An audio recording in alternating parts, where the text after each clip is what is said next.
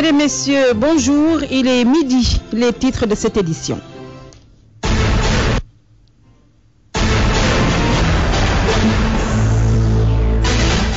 Le CNCR sonne l'alerte, rien ne va plus dans le monde rural, situation alimentaire alarmante, intrants et semences indisponibles et tapis herbacés attaqués. Son secrétaire général sera dans ce journal. Abdou Khadr Sissoko se prononce sur le congrès du Parti socialiste et sur l'élection du nouveau secrétaire général.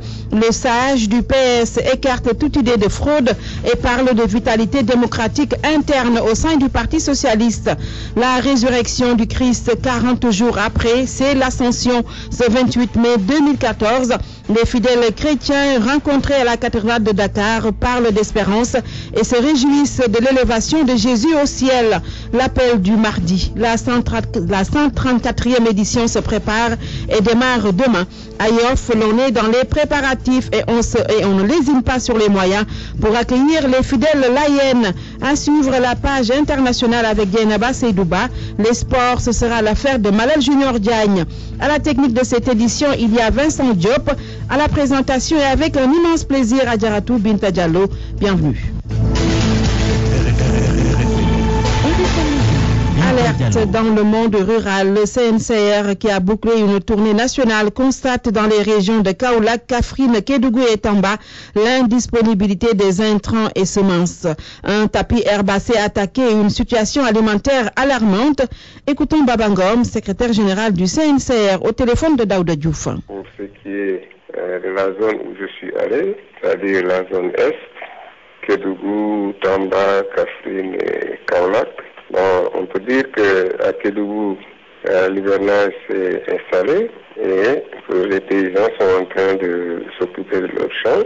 Et aussi, il faut dire que les semences, le matériel viennent d'arriver. Je ne suis pas sûr que la distribution soit terminée au moment où je vous parle. Donc il y a là quand même un retard qu'il faut souligner et qui a été souligné également par les producteurs.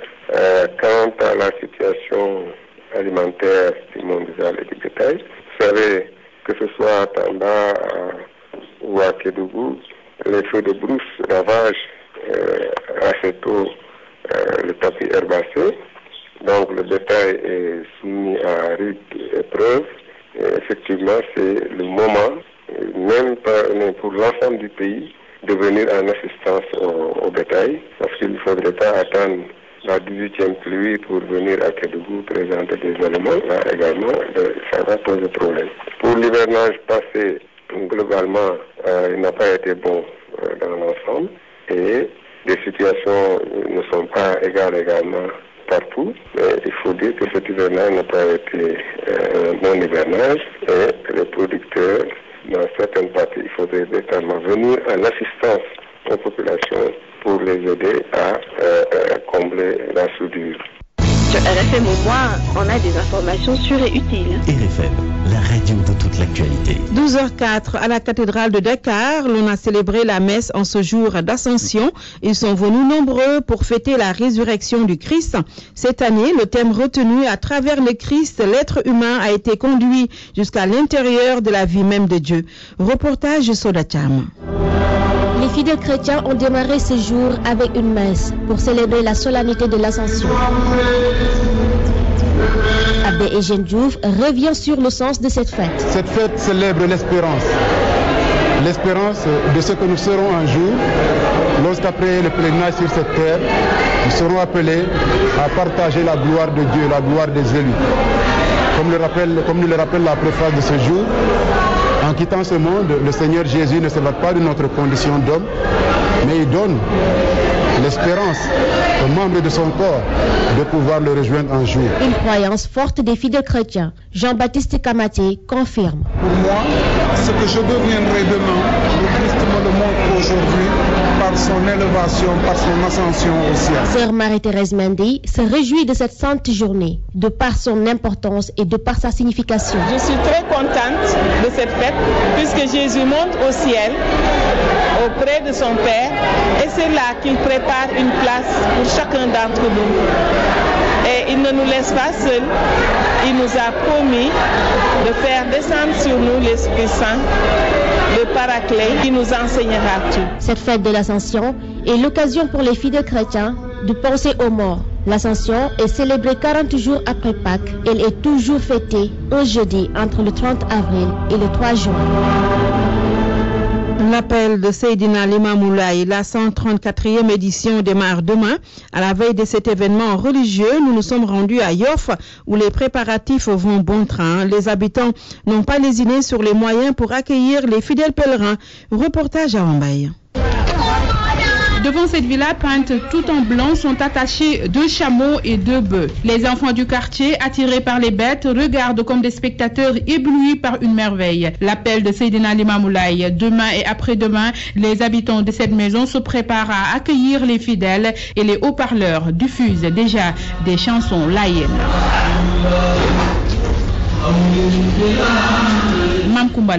Depuis 2 mois, on est en train de préparer l'appel de Seydina Limamou alayhi salam. Comme d'habitude, nous invitons tout le monde. Tout le monde sera la bienvenue. On prépare l'appel. Plus loin, sur la route qui mène vers Djamalaye, on croise le chef de quartier de Yoff, Apix 1, Elhadj Libas Ndoye. Il est tout heureux de parler des préparatifs. Pour lui, rien ne sera de trop. Comme vous le voyez, donc actuellement, il y a une ferveur qui commence à monter vraiment dans le village de Yoff. Tout le monde se prépare. Les enfants sont prêts, vraiment les maisons vraiment sont refaites, cuisine vraiment se prépare. Donc tout le monde est prêt vraiment pour célébrer ce grand jour de Seydina Limamou alayhi salatu wassalam. Adja Maïmouna Diouf Laye sort juste de chez elle pour aller faire des achats pour l'appel. Daïra Layène de l'aéroport, je suis là, nous sommes prêtes. Inch'Allah, le jour J, on a tout préparé. Tout ce qu'on a, on le dépense pour cette journée-là. Il y aura des repas à gogo, Inch'Allah. Seule fausse note, ce canal d'évacuation qui déverse ses eaux usées sur cette grande artère de Yoff. Et les habitants appellent les responsables de l'ONAS à faire tout pour arrêter ce ruissellement nauséabond. Le journal. L'actualité politique. Congrès du Parti socialiste, l'ancien président de l'Assemblée nationale, par ailleurs membre du comité des sages du PS, écarte toute idée de fraude et parle d'erreur dans quelques coordinations.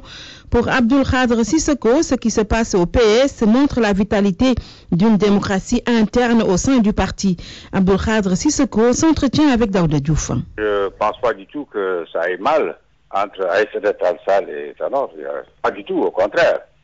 Nous sommes à une phase d'approfondissement de notre démocratie interne. C'est la période de renouvellement du secrétaire général. Quelques 130 coordinations sont en train de se réunir au niveau de la commission administrative. Cette commission administrative constituant le corps électoral, c'est-à-dire 200 personnes. Jusqu'à présent, les votes se font et à peu près correctement. Mais on ne peut pas dire qu'il n'y aurait pas peut-être des erreurs, puisque c'est la deuxième fois que nous faisons cette expérience qui est unique en Afrique et pour désigner le secrétaire général du parti. Et je pense que au fur et à mesure que nous la répéterons, et cette expérience sera de plus en plus approfondie et le secrétaire général sera de plus en plus légitime. Alors donc je ne pense pas du tout, au contraire, je pense que le peuple sénégalais devrait encourager cela au niveau de tous les partis politiques sénégalais. Mais Aïssata Tall parle de fraude. Les fraudes, de toute façon, c'est difficile de faire des fraudes à cette échelle-là, étant donné que bon, c'est 200 personnes maximum qui votent. Et il peut avoir, je dis qu'il peut avoir des errements. Ça, on n'y peut rien parce que c'est étalé dans le pays. Bon, on n'a pas les moyens suffisants pour être un peu partout. Il y a une confiance qui doit régner au sein des militants et des responsables pour que cette opération-là, comme nous le voulons, comme le bureau politique le veut, se passe dans les meilleures conditions possibles. Abdou Khadre Sissoko, l'ancien leader du mouvement étudiant, se prononce sur la crise à l'université. Pour Ali Farindiaï, il faut une concertation pour sauver le système. L'analyste politique estime qu'étudiants et autorités doivent tirer les leçons de cette crise. Il est joint au téléphone par Pape Balaguer.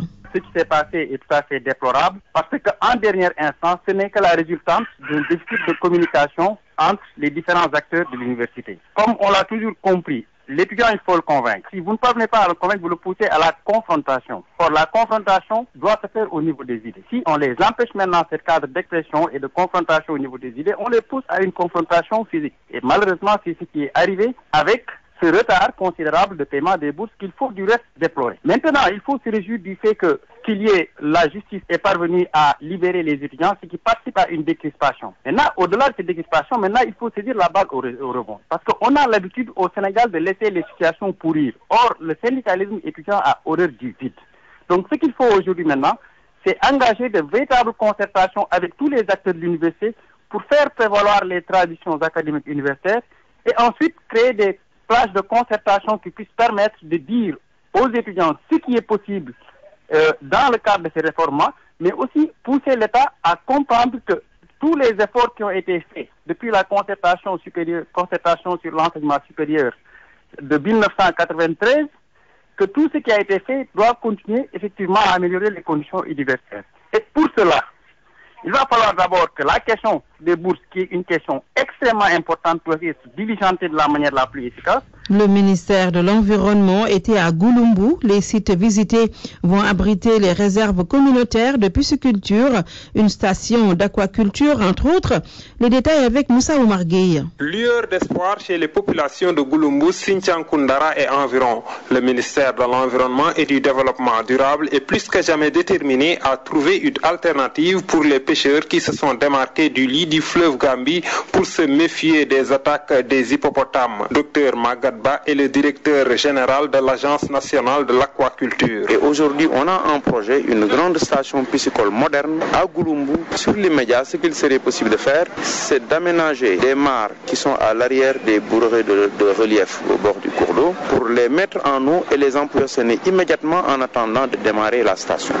De ces activités piscicoles qui seraient intégrées à des activités agricoles et envisagées dans le cadre du PRCA qui appuie la Direction nationale des financements verts. Les projets sont à autour de 20 millions par projet. Les jeunes pourraient monter des projets pour travailler.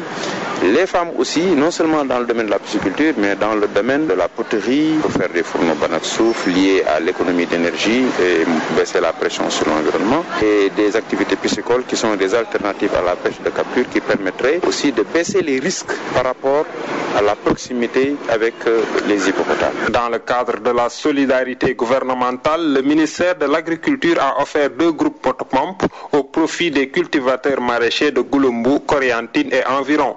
Moussa Omargué, Tambacounda, RFM. Cela devient une récurrence. Des vols de bébés, on en fait état quotidiennement. À qui la faute? Peut-on parler de négligence? Des Sénégalais interrogés pointent du doigt les mamans, d'autres les parents de façon générale. Reportage au Mokal Sumba. Pas plus haut que 3 pommes, leur visage innocent, pas très propre, signe qu'ils ne se sont même pas lavés. Ces bouts de bois de Dieu trouvés dans la rue, seuls, sans père ni mère, leur âge pas plus que 2 ans. Mais où sont passés leurs parents? À qui la faute? Je pense que ce sont les mamans qui sont négligentes. Elles ne prennent même pas le temps de prendre soin de leurs enfants. Elles s'en débarrassent et c'est très tôt le matin. Plus loin, à la Médina, rue 15, même cas de figure. Triste image, désolant. Awa Index, les mamans. Vous savez, moi j'indexe les mamans. Même si tu dois aller au marché le matin, tu peux enfermer ton enfant dans ta chambre, lui mettre une bande dessinée pour l'occuper. Il faut bien que les mamans soient vigilantes. Iba, un tailleur trouvé dans son atelier, dans le brouhaha, ils ne partagent pas leur avis. C'est dans les quartiers comme la Médina que les enfants errent dans la rue. Il y va de la responsabilité du père et de la mère. L'enlèvement des enfants se remarque souvent en période d'élection.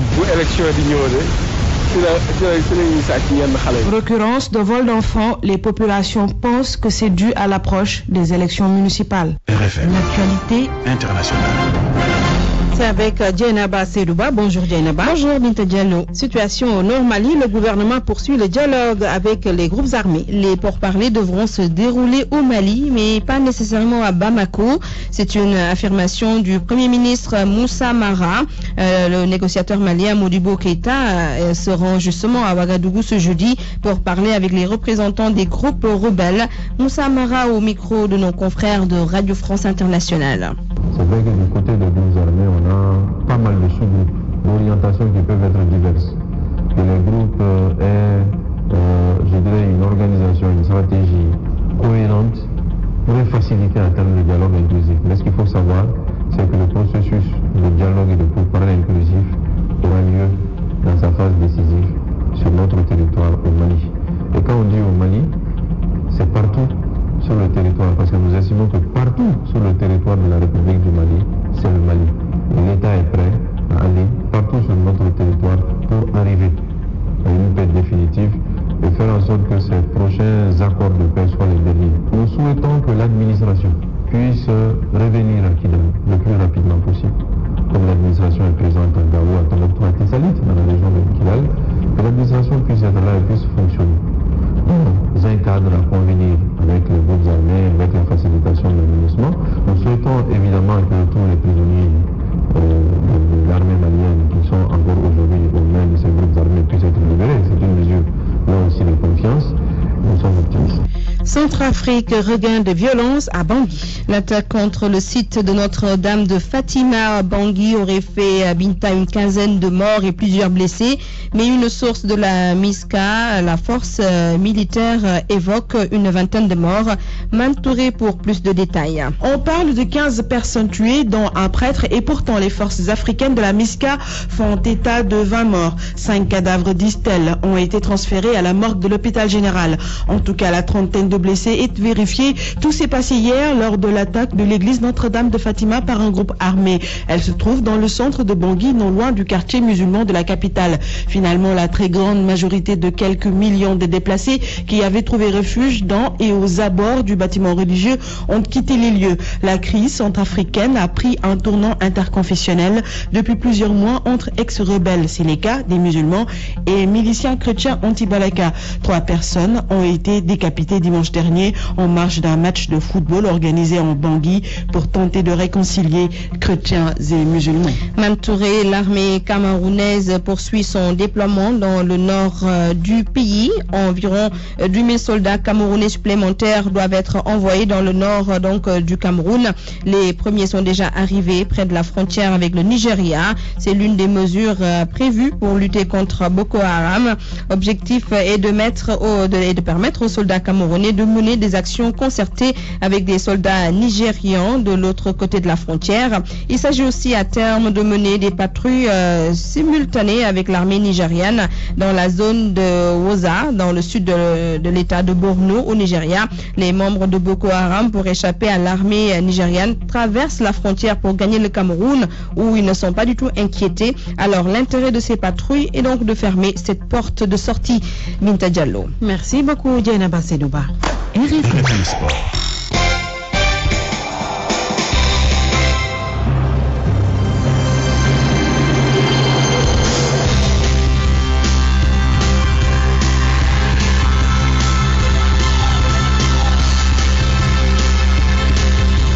Nous y sommes, les sports, avec Malal Junior Diagne. Bonjour Malal. Bonjour Binta. Nous démarrons par du football. Alassane Dour parle des 5 représentants de l'Afrique au Mondial 2014. L'ancien international du Sénégal qui a joué la Coupe du Monde 2002 avec le Sénégal pense que l'Afrique a 5 bons représentants capables de défendre ses couleurs au mondial brésilien. Toutefois, il pense que le Nigeria et le Ghana peuvent sortir au deuxième tour pour aller titiller les grands du football mondial. Alassane Dour au micro de RFM. C'est la Coupe du Monde, c'est le championnat des plus forts du monde. Maintenant, il faudra que ces 5 représentants essaient de représenter leur pays dignement, de représenter le continent dignement. Là, le Cameroun, une équipe que vous avez croisée en 2002 en finale, qui une fois de plus présente à la Coupe du Monde au Brésil, dans une poule difficile avec le Brésil. Comment vous voyez ces chances? Mais écoutez, c'est le Cameroun, hein, c'est une grande équipe aujourd'hui africaine, aujourd'hui avec un palmarès extraordinaire au niveau Afrique et puis même au niveau mondial, parce que c'est pas la première fois qu'ils jouent la Coupe du Monde. Maintenant, aujourd'hui, le niveau est devenu ce qu'il est. Aujourd'hui, la Coupe du Monde, tout le monde a sa place. Tout le monde a le droit de rêver, comme on a eu à le faire en 2002. Il faudra tout mettre les atouts de leur côté. Moi, j'aime bien cette équipe du Cameroun, avec des grands joueurs, avec des joueurs d'expérience, et un peu aussi des joueurs aussi jeunes qui s'affirment de plus en plus dans les championnats européens. Maintenant, il n'y a pas de raison qu'ils ne fassent pas un bon parcours. Vos favoris? Je vois deux équipes, le Ghana et le Nigeria, faire de belles choses aussi. Nous allons justement parler du Nigeria pour poursuivre la présentation des équipes qualifiées pour ce mondial brésilien.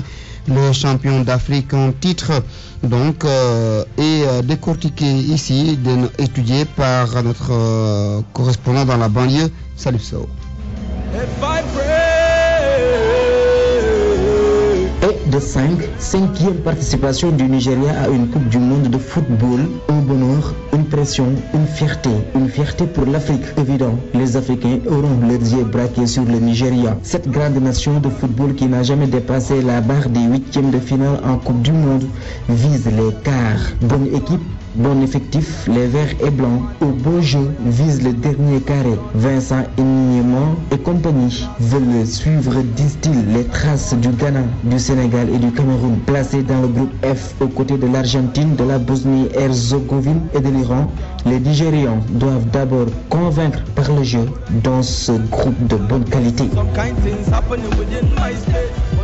Manuel Junior Diagne, nous poursuivons avec du basketball, All-Star Game et Coupe du Sénégal au menu. All-Star Game, d'abord avec le match de gala prévu demain vendredi à partir de 16h au stade Marius Ndiaye. Les anciens Lions et anciennes Lyon vont jouer donc des matchs pour le plaisir des amateurs du basketball. Samedi, ce sera au jour en activité de la D1 garçons et filles d'entrée en lice pour cette première édition des All-Star Games. On le rappelle, entrée libre et gratuite pour ces 2 jours. Hier, on a joué pour les quarts de finale de la Coupe du Sénégal et on connaît désormais les équipes qualifiées. L'AS Douane passe pour le dernier carré en compagnie du Duc, de l'Université Gaston Berger de Saint-Louis et de Saint-Louis Basket Club. Ces 4 équipes ont respectivement éliminé l'HLM Basket Club d'Issou, Louga Basket Club et l'Union Sportive de Ouakam.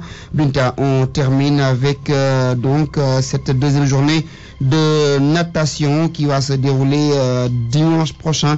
Et ce sera au camp militaire, au camp militaire de Bel-Air. 7 épreuves sont prévues chez les garçons et chez les filles. Ce sera donc la deuxième journée de la Ligue régionale de natation de Dakar. Merci beaucoup, Malal Junior Diagne. On va rappeler les titres. Binta Diallo. Le CNCR sonne l'alerte, rien ne va dans le monde rural, situation alimentaire alarmante, intrants et semences indisponibles et tapis herbacés attaqués. Son secrétaire général était dans ce journal. Abdou Khadr Sissoko se prononce sur le congrès du Parti socialiste et sur l'élection du nouveau secrétaire général. Le sage du PS écarte toute idée de fraude et parle de vitalité démocratique interne au sein du parti. La résurrection du Christ 40 jours après, c'est l'ascension ce 28 mai 2014. Les fidèles chrétiens rencontrés à la cathédrale de Dakar parlent d'espérance et se réjouissent de l'élévation de Jésus au ciel. L'appel du mardi, la 134e édition se prépare et démarre demain. À Yoff, l'on est dans les préparatifs et on ne lésine pas sur les moyens pour accueillir les fidèles laïennes. Un jeune apériste dans Yonui, Hassan Gueye reçoit Mambaignan à suivre à partir de 15h30. Vincent Diop était à la partie technique de ce journal que Adjaratou Binta Diallo a eu le plaisir de vous présenter. Merci à Daouda Diouf pour la réalisation de cette édition. Régisseur d'antenne Pape Omar Diao. Merci également à vous, chers auditeurs, d'avoir suivi. À 13h, Mamadou Mohamed Ndiaye. Dans un instant, Abdoulaye Diao, le mondial de 1966.